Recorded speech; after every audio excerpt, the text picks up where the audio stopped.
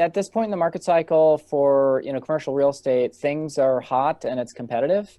And while I still love multifamily assets for, all the reasons that we like to celebrate on shows like this, it's just been very difficult to compete.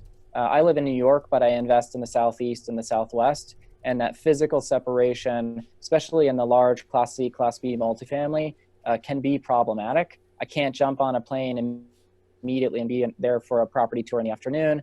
I can't be on site, spending time with brokers to cultivate relationships. And I have limited time. So I have a pretty intense day job.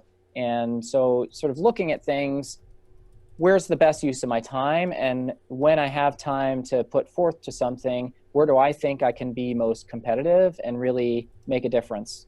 And so that was sort of the first filter. The other filter is, and this comes from the value investing principles, is I like things that are unloved and unpopular, but have really appealing economics. And I don't know where the origin was for mobile home parks, but I'm pretty sure I was listening to a podcast and one or two of the guests came on the show and talked about mobile home parks. And, at first it was like, okay, I don't need another shiny object to chase. And, I need to focus and really hone in on something specific like multifamily.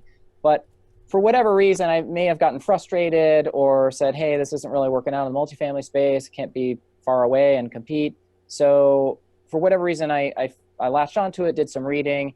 And the more I dug into it, the more I just fell in love with it. So the things that really shot out to me were, there's this negative public stigma associated with it. Nobody talks about how much, how many mobile home parks that they own, or the fact that they're a mobile home park mogul at a cocktail party, right? That's not something people brag about. That appeals to me, right? Because there isn't hype associated with it in mass.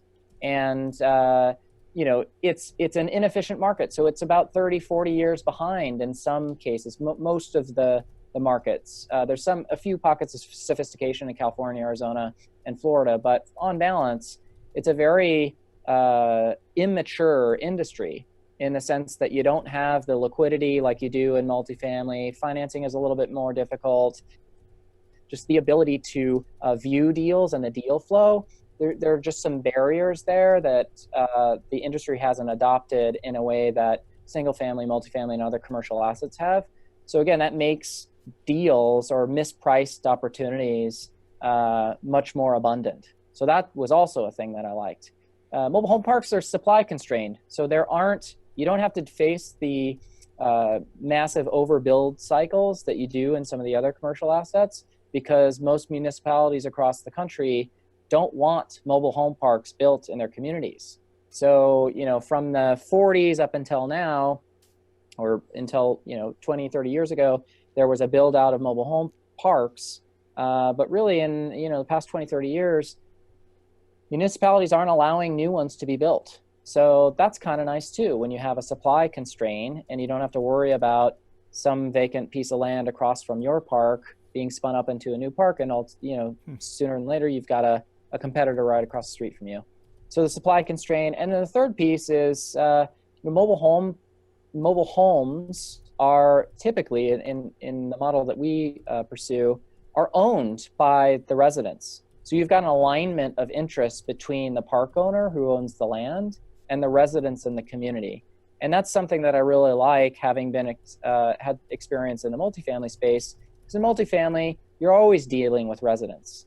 And, there are instances where the residents can truly treat it like they don't care and, leave the place a mess. And, a renter is a renter and they're not going to take as good a care of it as an owner would. Well, in the mobile home park space, if you do pursue the model where you own parks where there are a lot of resident-owned homes, you've got a shared interest and you've got stakeholders in the community. So those were some of the reasons that attracted me to it. The primary being that it was just sort of this unloved niche and nobody wanted to talk about it. And that sort of, those types of things really are like a magnet for me, because it oftentimes means nobody's paying attention and there's value there.